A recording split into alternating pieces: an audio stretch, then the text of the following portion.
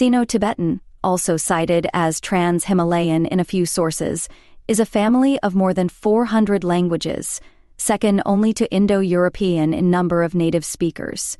Around 1.4 billion people speak a Sino Tibetan language. The vast majority of these are the 1.3 billion native speakers of Sinitic languages. Other Sino Tibetan languages with large numbers of speakers include Burmese 33 million and the Tibetic languages 6 million. Other languages of the family are spoken in the Himalayas, the Southeast Asian Massif, and the eastern edge of the Tibetan Plateau. Most of these have small speech communities in remote mountain areas, and as such are poorly documented. Several low-level subgroups have been securely reconstructed, but reconstruction of a proto-language for the family as a whole is still at an early stage, so the higher-level structure of Sino-Tibetan remains unclear. Although the family is traditionally presented as divided into Sinitic, that is Chinese languages, and Tibeto-Burman branches, a common origin of the non-Sinitic languages has never been demonstrated. The Kra Dai and Hmong Mien languages are generally included within Sino-Tibetan by Chinese linguists, but have been excluded by the international community since the 1940s. Several links to other language families have been proposed, but none have broad acceptance. History: a genetic relationship between Chinese, Tibetan, Burmese, and other languages was first proposed in the early 19th century and is now broadly accepted. The initial focus on languages of civilizations with long literary traditions has been broadened to include less widely spoken languages, some of which have only recently, or never, been written.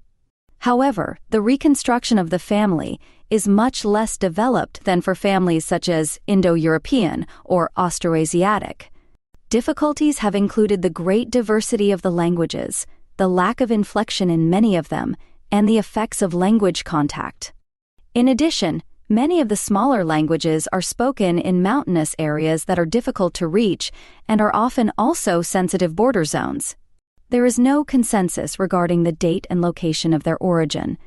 Equal to early work equal to during the 18th century, several scholars noticed parallels between Tibetan and Burmese, both languages with extensive literary traditions.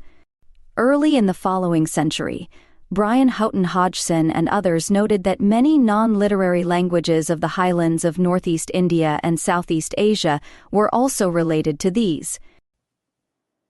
The name Tibeto-Burman was first applied to this group in 1856 by James Richardson Logan, who added Karen in 1858. The third volume of the Linguistic Survey of India, edited by Sten Kono, was devoted to the Tibeto-Burman languages of British India. Studies of the Indo-Chinese languages of Southeast Asia from the mid-19th century by Logan and others revealed that they comprised 4 families: Tibeto-Burman, Thai, Mon Khmer, and Malayo-Polynesian. Julius Klaproth had noted in 1823 that Burmese, Tibetan, and Chinese all shared common basic vocabulary, but that Thai, Mon, and Vietnamese were quite different. Ernst Kuhn envisaged a group with 2 branches, Chinese Siamese and Tibeto-Burman. August Conradi called this group Indo-Chinese in his influential 1896 classification, though he had doubts about Karen. Conradi's terminology was widely used, but there was uncertainty regarding his exclusion of Vietnamese. Franz Nikolaus Fink in 1909 placed Karen as a third branch of Chinese Siamese. Jean Przylewski introduced the French term Sino Tibetan as the title of his chapter on the group in Millet, and Cohen's Les Langues du Monde in 1924. He divided them into 3 groups, Tibeto-Burman, Chinese, and Thai, and was uncertain about the affinity of Karen and Hmong Mien. The English translation Sino-Tibetan first appeared in a short note by Przylewski and Luce in 1931. Equal to Schaeffer and Benedict, equal to in 1935, the anthropologist Alfred Kroeber started the Sino-Tibetan Philology Project, funded by the Works Project Administration and based at the University of California, Berkeley. The project was supervised by Robert Schaeffer until late 1938, and then by Paul K. Benedict. Under their direction, the staff of 30 non-linguists collated all the available documentation of Sino-Tibetan languages. The result was 8 copies of a 15-volume typescript entitled Sino Tibetan Linguistics. This work was never published, but furnished the data for a series of papers by Schaeffer, as well as Schaeffer's 5-volume introduction to Sino Tibetan and Benedict's Sino Tibetan, a conspectus. Benedict completed the manuscript of his work in 1941, but it was not published until 1972, instead of building the entire family tree. He set out to reconstruct a Proto-Tibeto-Burman language by comparing 5 major languages, with occasional comparisons with other languages. He reconstructed a 2-way distinction on initial consonants based on voicing, with aspiration conditioned by pre-initial consonants that had been retained in Tibetic but lost in many other languages. Thus, Benedict reconstructed the following initials. Although the initial consonants of cognates tend to have the same place and manner of articulation, voicing and aspiration are often unpredictable. This irregularity was attacked by Roy Andrew Miller, though Benedict supporters attribute it to the effects of prefixes that have been lost and are often unrecoverable. The issue remains unsolved today. It was cited together with the lack of reconstructible shared morphology and evidence that much shared lexical material has been borrowed from Chinese into Tibeto-Burman. By Christopher Beckwith, one of the few scholars still arguing that Chinese is not related to Tibeto-Burman. Benedict also reconstructed, at least for Tibeto-Burman, prefixes such as the causative ses, the intransitive mem, and r, bg, and d of uncertain function, as well as suffixes s, t, and n.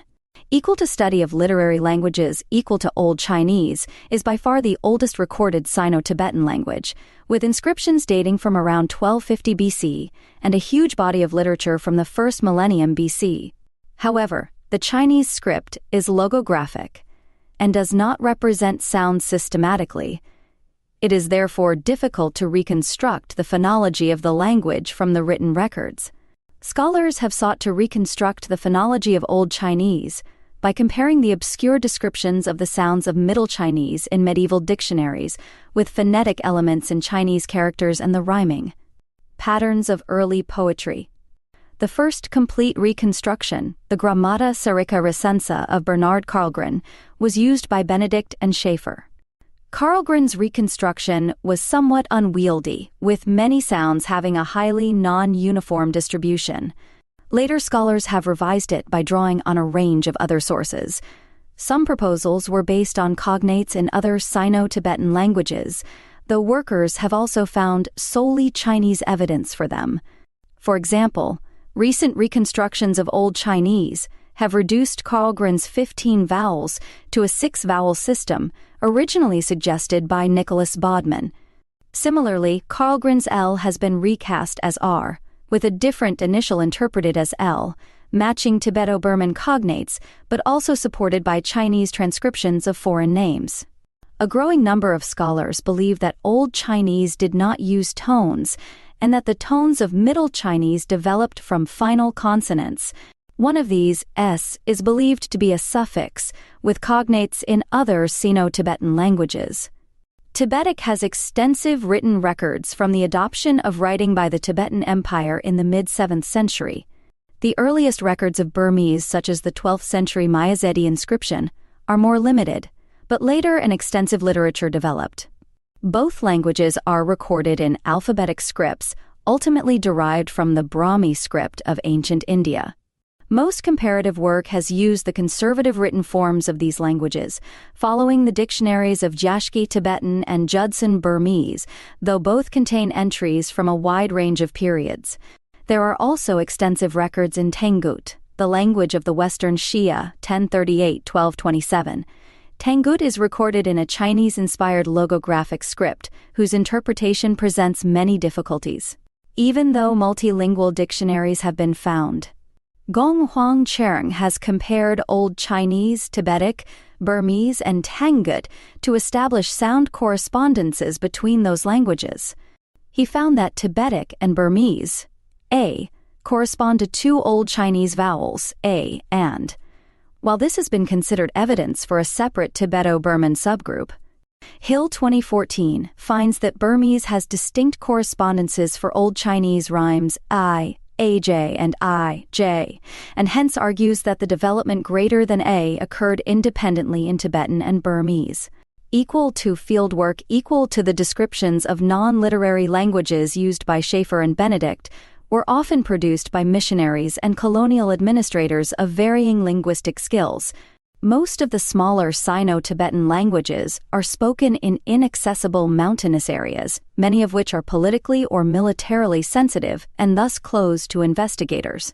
Until the 1980s, the best studied areas were Nepal and northern Thailand. In the 1980s and 1990s, new surveys were published from the Himalayas and southwestern China. Of particular interest was the increasing literature on the Qiangic languages of western Sichuan and adjacent areas. Distribution. Most of the current spread of Sino-Tibetan languages is the result of historical expansions of the three groups with the most speakers, Chinese, Burmese, and Tibetic, replacing an unknown number of earlier languages. These groups also have the longest literary traditions of the family. The remaining languages are spoken in mountainous areas along the southern slopes of the Himalayas, the Southeast Asian Massif, and the eastern edge of the Tibetan Plateau. Equal to contemporary languages, equal to the branch with the largest number of speakers by far, is the Sinitic languages, with 1.3 billion speakers, most of whom live in the eastern half of China. The first records of Chinese are oracle bone inscriptions from c. 1250 BC, when Old Chinese was spoken around the middle reaches of the Yellow River. Chinese has since expanded throughout China, forming a family whose diversity has been compared with the Romance languages. Diversity is greater in the rugged terrain of southeast China than in the North China Plain. Burmese is the national language of Myanmar and the first language of some 33 million people. Burmese speakers first entered the northern Irrawaddy Basin from what is now western Yunnan in the early 9th century, in conjunction with an invasion by Nanzhao that shattered the Pyu city-states. Other Burmish languages are still spoken in Dehong Prefecture in the far west of Yunnan by the 11th century. Their pagan kingdom had expanded over the whole basin. The oldest texts, such as the Mayazadi inscription, date from the early 8th century. The closely related Loloish languages are spoken by million people in the mountains of western Sichuan, Yunnan, and nearby areas in northern Myanmar, Thailand, Laos, and Vietnam. The Tibetic languages are spoken by some 6 million people on the Tibetan Plateau and neighboring areas in the Himalayas and western Sichuan. They are descended from Old Tibetan, which was originally spoken in the Yarlung Valley, before it was spread by the expansion of the Tibetan Empire in the 7th century. Although the empire collapsed in the 9th century, classical Tibetan remained influential as the liturgical language of Tibetan Buddhism. The remaining languages are spoken in upland areas. Southernmost are the Karen languages, spoken by 4 million people in the hill country along the Myanmar-Thailand border, with the greatest diversity in the Karen Hills, which are believed to be the homeland of the group. The highlands stretching from northeast India to northern Myanmar contain over 100 highly diverse Sino-Tibetan languages. Other Sino-Tibetan languages are found along the southern slopes of the Himalayas and the eastern edge of the Tibetan Plateau. The 22 official languages listed in the 8th schedule to the Constitution of India include only 2 Sino-Tibetan languages, namely Meitei, officially called Manipuri, and Bodo. Equal to homeland, equal to there has been a range of proposals for the Sino-Tibetan Urheimat, reflecting the uncertainty about the classification of the family and its time depth. 3 major hypotheses for the place and time of Sino-Tibetan unity have been presented. The most commonly cited hypothesis associates the family with the Neolithic Yangshao culture 5,000 years BP of the Yellow River Basin, with an expansion driven by millet agriculture. This scenario is associated with a proposed primary split between Sinitic in the east and the Tibeto-Burman languages, often assigned to the Magyayao culture 4,000 years BP, in the upper reaches of the Yellow River on the northeast edge of the Tibetan Plateau. For example, James Matisoff proposes a split around 6,000 years BP, with Chinese speakers settling along the Yellow River and other groups migrating south down the Yangtze, Mekong, Salween, and Brahmaputra rivers.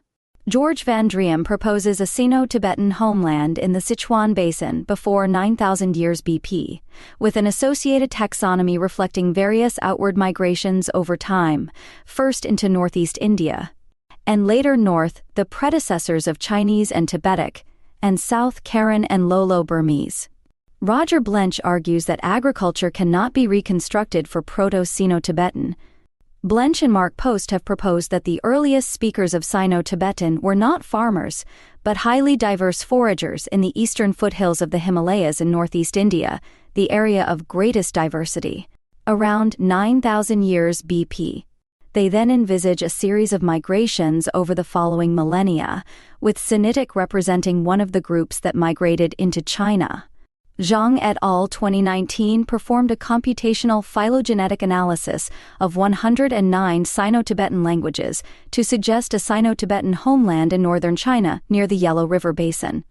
The study further suggests that there was an initial major split between the Sinitic and Tibeto-Burman languages, approximately 4,200 to 7,800 years ago, with an average of 5,900 years ago, associated with the Yangshao and/or Majiayao cultures.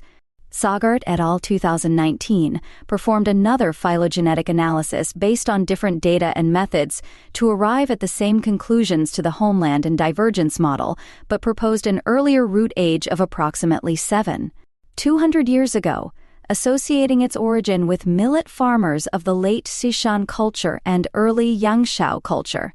Classification: several low-level branches of the family, particularly Lolo Burmese, have been securely reconstructed, but in the absence of a secure reconstruction of a Sino-Tibetan proto-language, the higher-level structure of the family remains unclear. Thus, a conservative classification of Sino-Tibetan Tibeto-Burman would posit several dozen small coordinate families and isolates. Attempts at subgrouping are either geographic conveniences or hypotheses for further research. Equal to Li 1937, equal to in a survey in the 1937 Chinese yearbook, Li Feng Kui described the family as consisting of 4 branches. Tai and Miao Yao were included because they shared isolating typology, tone systems, and some vocabulary with Chinese. At the time, tone was considered so fundamental to language that tonal typology could be used as the basis for classification. In the Western scholarly community, these languages are no longer included in Sino-Tibetan, with the similarities attributed to diffusion across the mainland Southeast Asia linguistic area, especially since Benedict 1942. The exclusions of Vietnamese by Kuhn and of Tai and Miao Yao by Benedict were vindicated in 1954, when André-Georges Haudricourt demonstrated that the tones of Vietnamese were reflexes of final consonants from Proto-Mon. Khmer. Many Chinese linguists continue to follow Li's classification. However, this arrangement remains problematic. For example, there is disagreement over whether to include the entire Kra Dai family or just Kam Tai Zhuang. Dong excludes the Kara languages, because the Chinese cognates that form the basis of the putative relationship are not found in all branches of the family, and have not been reconstructed for the family as a whole. In addition, Kam Tai itself no longer appears to be a valid node within Kra Dai. Equal to Benedict 1942, equal to Benedict overtly excluded Vietnamese, placing it in Mon Khmer, as well as Hmong Mien and Kra Dai, placing them in Austro-Tai. He otherwise retained the outlines of Conrady's Indo-Chinese classification, though putting Karen in an intermediate position. Equal to Schaefer 1955, equal to Schaefer criticized the division of the family into Tibeto-Burman and Sino-Daic branches, which he attributed to the different groups of languages studied by Kono and other scholars in British India on the one hand, and by Henri Maspero and other French linguists on the other. He proposed a detailed classification, with 6 top-level divisions. Schaefer was skeptical of the inclusion of Dayak, but after meeting Maspero in Paris decided to retain it, pending a definitive resolution of the question. Equal to Matisoff 1978-2015. equal to James Matisoff abandoned Benedict's Tibeto-Karen hypothesis. Some more recent Western scholars, such as Bradley 1997 and Lapola 2003, have retained Matisoff's two primary branches, though differing in the details of Tibeto-Burman.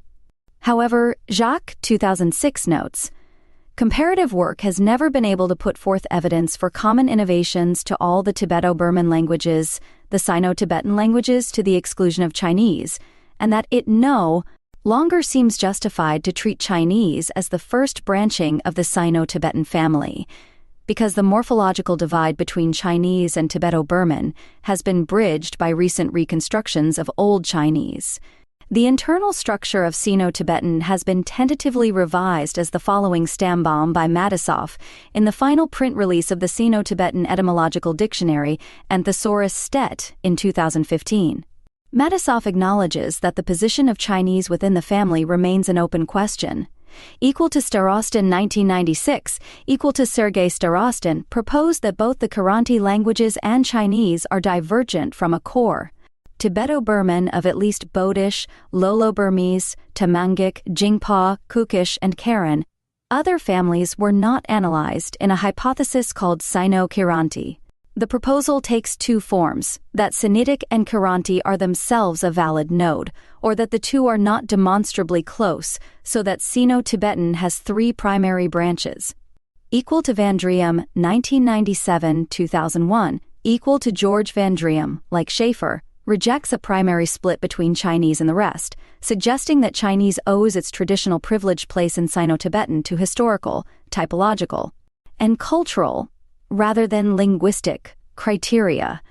He calls the entire family Tibeto-Burman, a name he says has historical primacy, but other linguists who reject a privileged position for Chinese nevertheless continue to call the resulting family Sino-Tibetan. Like Matisoff, Vandrium acknowledges that the relationships of the Kuki-Naga languages, Kuki, Mizo, Meitei, etc., both amongst each other and to the other languages of the family, remain unclear. However, rather than placing them in a geographic grouping, as Matisoff does, Vandrium leaves them unclassified. He has proposed several hypotheses, including the reclassification of Chinese to a Sino-Bodic subgroup.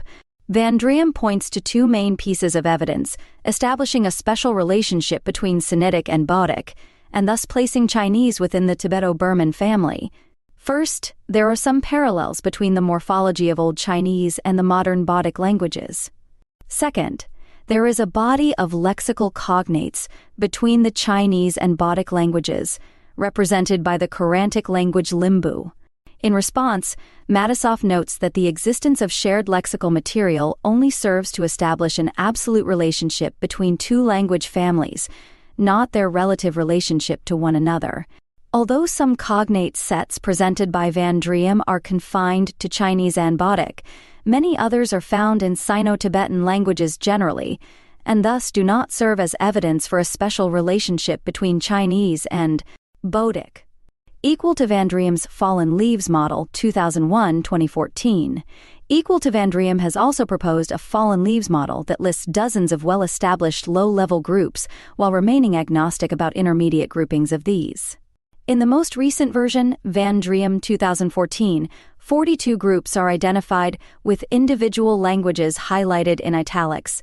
He also suggested Vandrium 2007 that the Sino-Tibetan language family be renamed Trans-Himalayan, which he considers to be more neutral. Orlandi 2021 also considers the Vandrium's Trans-Himalayan Fallen Leaves model to be more plausible than the bifurcate classification of Sino-Tibetan being split into Sinitic and Tibeto-Burman. Equal to Blench and Post 2014. Equal to Roger Blench and Mark W. Post have criticized the applicability of conventional Sino-Tibetan classification schemes to minor languages lacking an extensive written history unlike Chinese Tibetic and Burmese. They find that the evidence for the subclassification or even ST affiliation in all of several minor languages of northeastern India, in particular, is either poor or absent altogether. While relatively little has been known about the languages of this region up to and including the present time, this has not stopped scholars from proposing that these languages either constitute or fall within some other Tibeto-Burman subgroup. However, in the absence of any sort of systematic comparison, whether the data are thought reliable or not, such subgroupings are essentially vacuous. The use of pseudo-genetic labels such as Himalayan and Kamarupan inevitably gives an impression of coherence which is at best misleading. In their view, many such languages would for now be best considered unclassified or internal isolates within the family. They propose a provisional classification of the remaining languages, following that, because they propose that the three best-known branches may be much closer related to each other than they are to minor Sino-Tibetan. Languages, Blench and Post argue that Sino-Tibetan or Tibeto-Burman are inappropriate names for a family whose earliest divergences led to different languages altogether. They support the proposed name Trans-Himalayan, equal to Mengan Zhang, Xiyan, and others 2019, equal to a team of researchers led by Pan Wuyun and Jin Li, proposed the following phylogenetic tree in 2019. Based on lexical items, typology word order except for the Chinese, Bai, Korenic, and Muruc languages, the usual word order in Sino-Tibetan languages is object-verb. However, Chinese and Bai differ from almost all other subject-verb-object languages in the world in placing relative clauses before the nouns they modify. Most scholars believe Sov to be the original order, with Chinese, Karen, and Bai having acquired SVO order, due to the influence of neighboring languages in the mainland Southeast Asia linguistic area. This has been criticized as being insufficiently corroborated by Jamuri et al. 2007, who instead reconstruct a VO order for Proto-Sino-Tibetan. Equal to phonology, equal to contrastive tones, are a feature found across the family, although absent in some languages like Puric. Phonation contrasts are also present among many, notably in the Lolo-Burmese group, while Benedict contended that Proto-Tibeto-Burman would have a two-tone system. Matisoff refrained from reconstructing it, since tones in individual languages may have developed independently through the process of tonogenesis. Equal to morphology, equal to the structure of words. Sino-Tibetan is structurally one of the most diverse language families in the world, including all of the gradation of morphological complexity from isolating Lolo-Burmese, Tujia, to polysynthetic Jalrongic Kiranti languages. While Sinitic languages are normally taken to be a prototypical example of the isolating morphological type, Southern Chinese languages express this trait far more strongly than Northern Chinese languages do. Voice and voicing alternation. Initial consonant alternations related to transitivity are pervasive in Sino-Tibetan. While devoicing or aspiration of the initial is associated with a transitive causative verb, voicing is linked to its intransitive anticausative counterpart. This is argued to reflect morphological derivations that existed in earlier stages of the family. Even in Chinese, one would find semantically related pairs of verbs such as to see mc ken and to appear n, which are respectively reconstructed as kan s and nen, kan s in the Baxter-Sagart system of Old Chinese. Ergativity in morphosyntactic alignment. Many Tibeto-Burman languages have ergative and/or anti-ergative, an argument that is not an actor case marking. However, the anti-ergative case markings cannot be reconstructed at higher levels in the family and are thought to be innovations. Person indexation. Many Sino-Tibetan languages exhibit a system of person indexation. Notably, Jalrongic and Kiranti have an inverse marker prefixed to a transitive verb when the agent is lower than the patient in a certain person hierarchy. Hodgson had in 1849 noted a dichotomy between pronominalized inflecting languages, stretching across the Himalayas from Himachal Pradesh to eastern Nepal, and non-pronominalized isolating languages. Konau 1909 explained the pronominalized languages as due to a Munda substratum, with the idea that Indo-Chinese languages were essentially isolating as well as tonal. Maspero later attributed the putative substratum to Indo-Aryan. It was not until Benedict that the inflectional systems of these languages were recognized as partially native to the family. Scholars disagree over the extent to which the agreement system in the various languages can be reconstructed for the proto-language, equal to evidentiality, mirativity, and egophoricity, equal to, although not very common in some families and linguistic areas like Standard Average European, fairly complex systems of evidentiality, grammatical marking of information source, are found in many Tibeto-Burman languages. The family has also contributed to the study of mirativity and egophoricity, which are relatively new concepts in linguistic typology. Vocabulary proposed external relationships.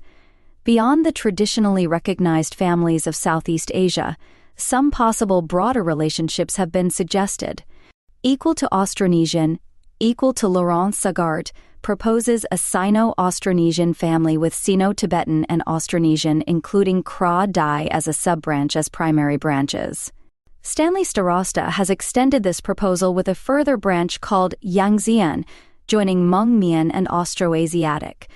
The proposal has been largely rejected by other linguists, who argue that the similarities between Austronesian and Sino-Tibetan more likely arose from contact, rather than being genetic. Equal to Dene Yeniseian, equal to, as noted by Taylor and Werner, some of the earliest proposals of genetic relations of Yeniseian. By Ma Castron 1856, James Byrne 1892, and G.J. Ramstedt 1907, suggested that Yeniseian was a northern relative of the Sino-Tibetan languages. These ideas were followed much later by Kai Donner and Carl Buddha. A 2008 study found further evidence for a possible relation between Yeniseian and Sino-Tibetan, citing several possible cognates. Gao Jingyi 2014 identified 12 Sinitic and Yeniseian shared etymologies that belong to the basic vocabulary, and argued that these Sino-Yeniseian etymologies could not be loans from either language into the other. The Sino-Caucasian hypothesis of Sergei Starostin posits that the Yeniseian languages form a clade with Sino-Tibetan, which he called Sino-Yeniseian. The Sino-Caucasian hypothesis has been expanded by others to Dene Caucasian, to include the Na-Dene languages of North America, Burushaski Basque, and occasionally Etruscan. A narrower binary Dene Yeniseian family has recently been well received. The validity of the rest of the family, however, is viewed as doubtful or rejected by nearly all historical linguists. A link between the Na-Dene languages and Sino-Tibetan languages, known as Sino-Dene, had also been proposed by Edward Sapir. Around 1920, Sapir became convinced that Na-Dene was more closely related to Sino-Tibetan than to other American families. Edward Vaja's Dene Yeniseian proposal renewed interest among linguists, such as Jeffrey Caveney 2014, to look into support for the Sino-Dene hypothesis. Caveney considered a link between Sino-Tibetan, Na-Dene, and Yeniseian to be plausible, but did not support the hypothesis that Sino-Tibetan and Na-Dene were related to the Caucasian languages, Sino-Caucasian and Dene. Caucasian. An analysis by David Bradley using the standard techniques of comparative linguistics supports a distant genetic link between the Sino-Tibetan, Na-Dene, and Yeniseian language families. Bradley argues that any similarities Sino-Tibetan shares with other language families of the East Asia area, such as Hmong Mien, Altaic, which is a Sprachbund, Austroasiatic, Kra Dai. Austronesian came through contact, but as there has been no recent contact between the Sino-Tibetan, Na-Dene, and Yeniseian language families, any similarities these groups share must be residual. Equal to Indo-European, equal to August Conrad, proposed the Sino-Tibetan Indo-European language family.